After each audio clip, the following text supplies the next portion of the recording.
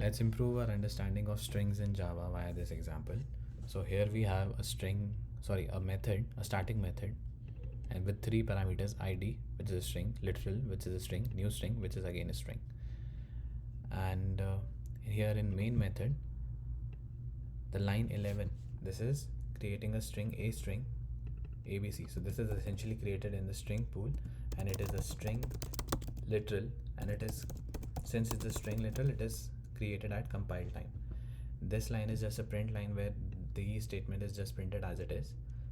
So this will essentially be printed with some space in the end because there's a slash in. This represents a regex for new line and then some space, and this will have some space as it was done here, and whether abc is equal to a string.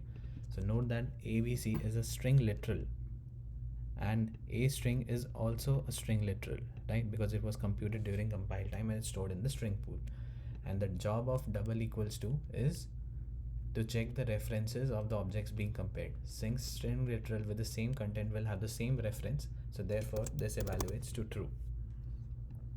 Next we have a new string.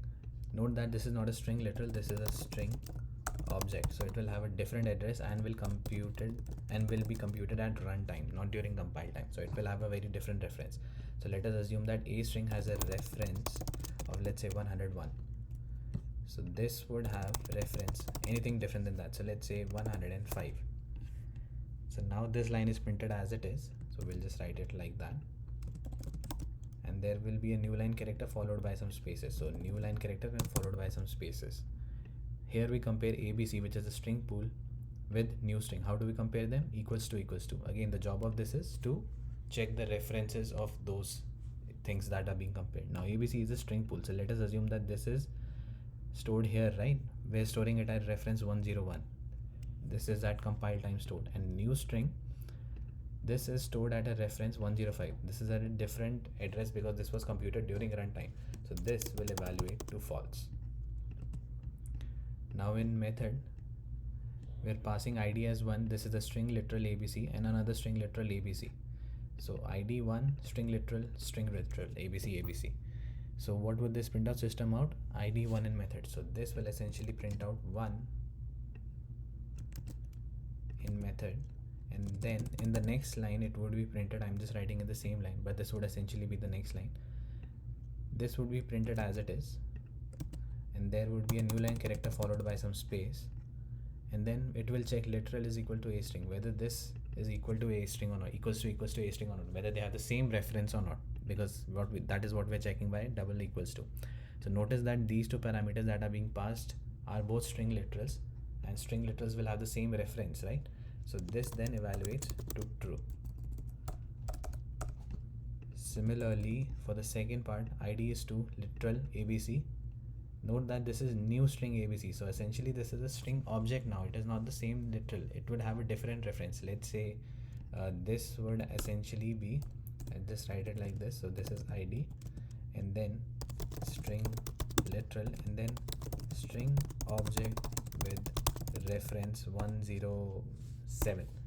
Since this is created now, it won't be 105, it would be 107 or 1010, anything different than what is already there, because this string is created during runtime. It's a new string which has the same content abc. So now if we do this, this would all essentially be the same, most of it. This would be 2 in method, since id is 2. Literal is equals to string, this will be printed as it is because it's a string statement that is to be printed, and then we'll check whether the second parameter and third parameter have the same reference. So second parameter is a string literal, third parameter is the string object, and they don't have the same reference, right? 101 is not equal to 1110, so this will evaluate to false. Next in here we have, this would essentially almost print the same thing. So it would be 3 in method, since id is 3, string literal abc and ab plus c. This will essentially also evaluate to abc during compile time. So essentially what will be passed to the function would be something like this: 3 comma abc in string format, and abc as well. This will be evaluated to abc. And 3 in method, this is printed as it is, since both are referring the same, since both are string literals and with the same contents, so therefore they'll have the same reference, so this will evaluate to true. This line will essentially evaluate to true. Now in the next line, again we have the same issue. This is again a string literal evaluating to ABC, so this is also evaluated to something like this. 4 ABC is passed, and then again ABC is passed. So this will also have the same output via the same reasoning. ID 4 in method, string printed as it is, and since both these string being passed have the same reference, since they are the string literals with the same content, so therefore this will evaluate to true. So let's check our output. So see, first we printed this and then we printed true, then ABC is equals to, which is false, we are verifying our output. Then 1 in method, literal is equals to, it is supposed to be true, which is exactly what is printed.